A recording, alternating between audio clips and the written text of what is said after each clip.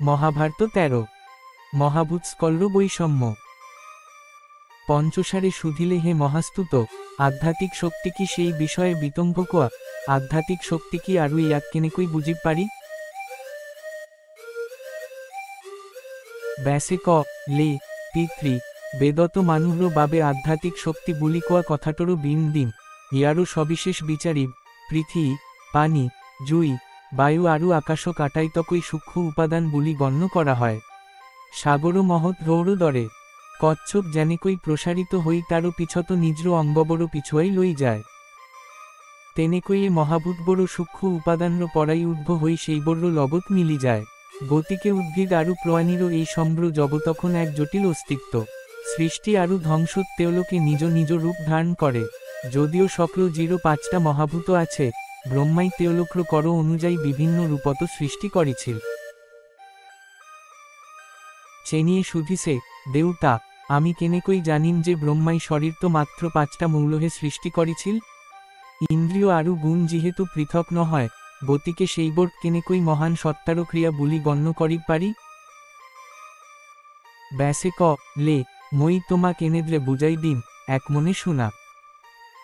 শব্দ শব্দ ইয়ারও অংশ, শক্রবড় আকাশ্য পরাই উৎপত্তি হয়। জিন জিন্দ্র সোহারি স্পর্শ এই তিনিটা বায়ুর গুণ। রূপ দৃষ্টি আরু অগ্নি তিনি শিখারে গঠিত। রুচি ওস স্নেহ এই শক্রবড় পিতৃর গুণ। গন্ধ দুর্গন্ধ আরু শরীর তল্র অংশ এই শক্রবড়েই পৃথিবীর গুণ। ইন্দ্রিয়রে গঠিত শরীরও কেনেকই পঞ্চমৌলরে গঠিত হয় সেই বিষয়ে ব্যাখ্যা করা হয়েছে। স্পর্শ হইছে বায়ুরও এটা গুণ, রুচি হইছে রুচিরও এটা গুণ, রূপ হইছে পোহর এটা গুণ, শব্দ হইছে মহাকাশ্য পরা উৎপত্তি হওয়া এটা গুণ। মন বুদ্ধি প্রকৃতি এই তিনিটারও উৎপত্তি মহাকাশ্য পরা।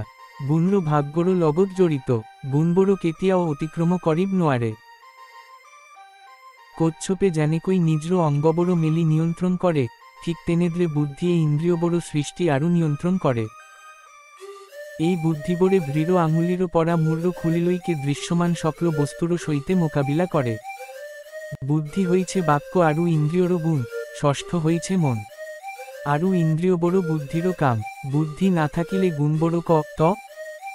মানুহর 5টা ইন্দ্রিয় থাকে, জনাস্কলে কয়ে যে মন ষষ্ঠ আরু বুদ্ধি সপ্তম, জ্ঞানর ক্ষেত্রক্ষণ কষ্টম বলিও কোয়া হয়।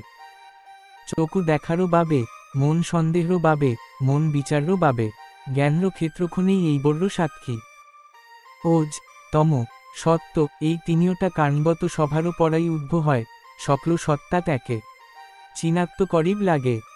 এই বড় ভিতত জিটো সুখ দিয়ে, জিটো শান্ত অনুভব করে, জিটো শুদ্ধ অনুভব করে, সেইটোই সত্তর কাম বুলি গণ্য করা উচিত। কিন্তু জিটো দুঃখ কষ্ট সৃষ্টি করা যেন লাগে বা জিটো মন্য দ্বারা সৃষ্টি হয় যেন লাগে, তা কোজারও কাম বুলি গণ্য করা উচিত। জিটো মায়ারও বা তামরও কাম বুলি বুঝিব নোয়ারি, তাক তামরও কাম বুলি গণ্য করা উচিত। একেদ্রে যদি হঠাতে মহান আনন্দ, প্রেম, সুখ, সমতা, মন্য শান্তিরও সৃষ্টি হয়, তেনতে ইয়াক সদ্ভারও কার্য বুলি গণ্য করা উচিত।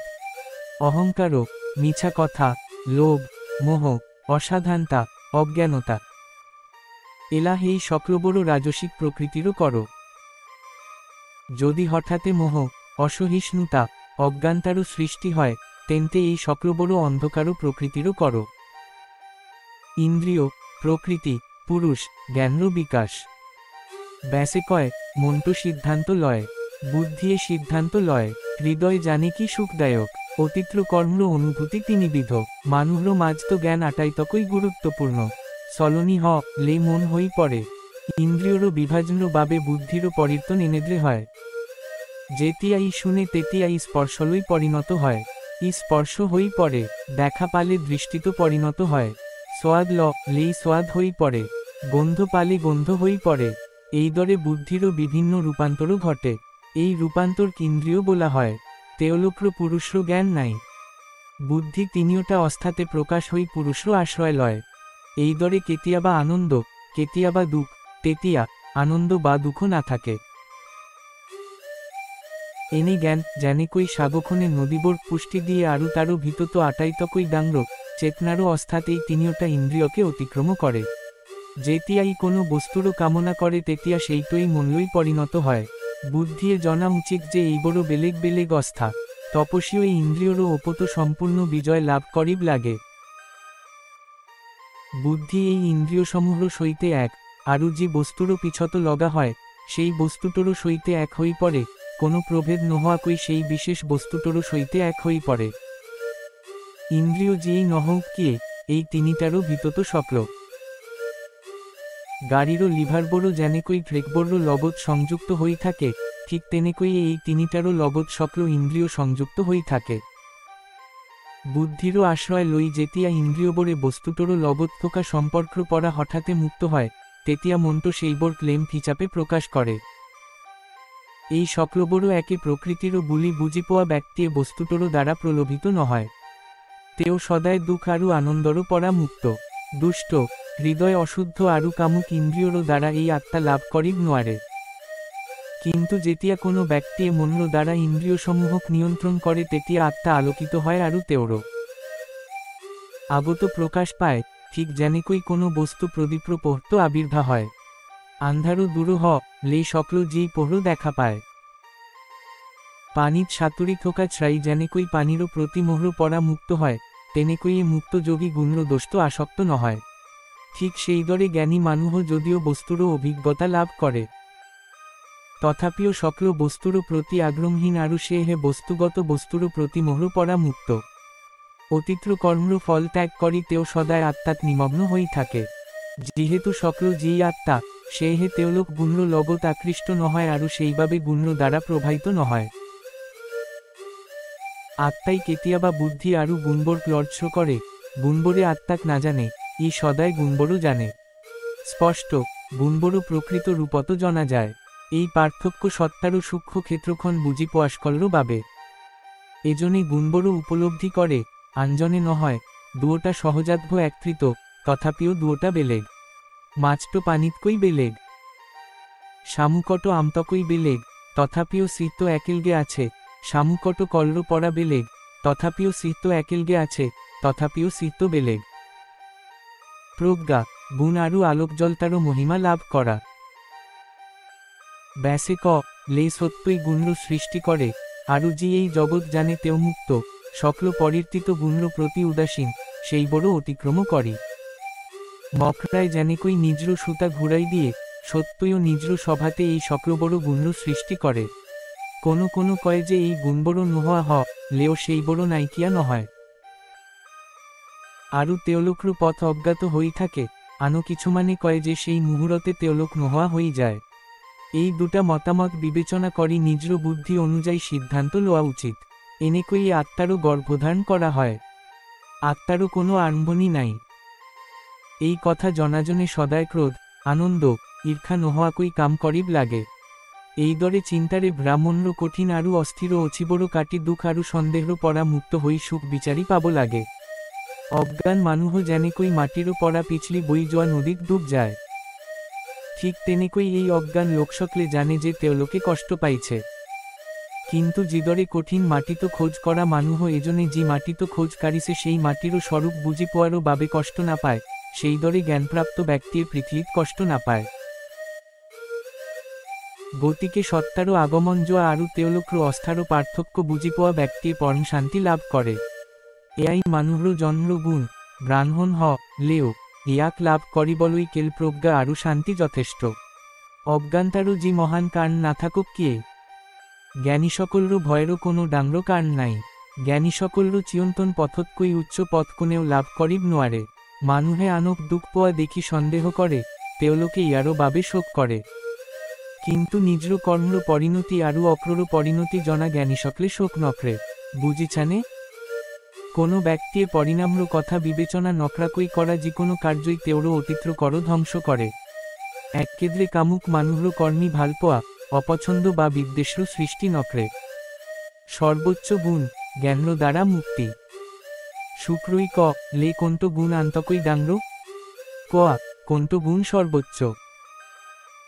ব্যাসে ক লে মই তোমালোকক প্রাচীন ঋষিসকলে বর্ণনা করা সরাবৃহৎ গুণটো ক ম ভালদরে শুনা। পিতৃয় যেনেকই নিজর সন্তানক নিয়ন্ত্রণ করে, তেনেকৈ ব্যক্তিয়ে সকলতে বিচন করা ইন্দ্রিয়বোধ নিয়ন্ত্রণ করি জ্ঞানেরে মনক বশ করা উচিত। সরাবৃহৎ তপস্যা হ লমন আরু ইন্দ্রিয়ক একাগ্র করা আনো সকল গুণতকই গুণ বৃহত্তর। এইটই আটাইতকই ডাংর গুণ নিয়ন্ত্রণ করা স্বর ইন্দ্রিয়বোধ নিয়ন্ত্রণ করি। জ্ঞানেরে মন এজন ব্যক্তিয়ে বহু কথারও বাবে চিন্তা নকরিব আরু নিজর ওপত সন্তুষ্ট হ ব লাগে যেতিয়া ইন্দ্রিয়বোধ লৌকিক কামনারও পরা আত্রি নিজর ঠাইতো অস্থিত হ ব তেতিয়া আপনি আপনারও আত্মারও ভিতত চিয়ন্তন পরমাত্মাক দেখা পাব। জ্ঞানী আরু সম্ভ্রান্ত ব্রাহ্মণে পরমাত্মাক ধোয়াহীন অগ্নিরও দরে জিলিকি থোকা দেখিছে। ফুল আরু ফলেরে ভ্রা বহু ডাল থোকা ডাংর গছ এজপা জানেকই নিজর ফুল আরু ফল ক ত আছে না জানে তেনেকই আত্মাই না জানে যে ই ক লই গই আছে বা ক রো পরা আহিছে। ভিতর্র আত্মা এটা বেলেগ ই সকল জানে মানুহে নিজর ভিতত জিলিকি থোকা। জ্ঞানর পোহরেরে এই আত্মাক চিনি পায় একেদ্রে ভিতত এই আত্মাক বিচারি পাই আপনিও সর্বজ্ঞানী আরু চিন্তাহীন হই পড়ে। পৃথিবীরও এই নদীখন সকলতে বই আছে ইয়াত পঞ্চ ইন্দ্রিয় নাম্র কুমিরেরে ভ্রি থাকে মনর সিদ্ধান্ত বরেই তারো পারো ই লোভ আরু মোহর ঘাহেরে আবৃত কামনা আরু ক্রোধ্র সাপবড় ইয়াত ছিটিকি পড়ে সত্য ইয়ারও দুয়ারো বেয়ারও দ্বারা বিচলিত হয় ক্ষম তারও বোকা এইখনেই মহানদী ক রো পড়া আহিসে না জানে ই দ্রুতগতিত বই যায় অসংস্কৃতিহীন মনটো ইয়াত পারো হ ব নোয়ারে জ্ঞানর শক্তিরে কামনা নামল কুমিরেরে ভ্রা এই নদীখন পারো হয়জন হক পৃথিবীরও স্বাগত বই যায় ইয়াত পারো করিব নোয়ারি কারণ ইয়াত দুর্গন্ধরও গাত থাকে ই তেওলক্র কার্যরও দ্বারা সৃষ্টি হয় আরু ইয়াত জিলা নামর ঘূর্ণিবতাহর দ্বারা আগুরি আছে যারও ফলতো ইয়াত পারো হওয়াটো কঠিন হই পড়ে। সংস্কৃত ভাষাত সুপরিচিত জ্ঞানী সকলরও এই নদী পারো হওয়ারও সাহস আছে। যদি তাক পারো হয় তেনতে তেওলোক সকল বন্ধন্র পরা মুক্ত হয় নির্মল আত্মা হয় পবিত্র হয় সুবুদ্ধিরও আশ্রয় লে ব্রহ্ম চেতনা লাভ করে আপনি সকল জিক অতিক্রম করি সুখী আত্মা হই পড়ে।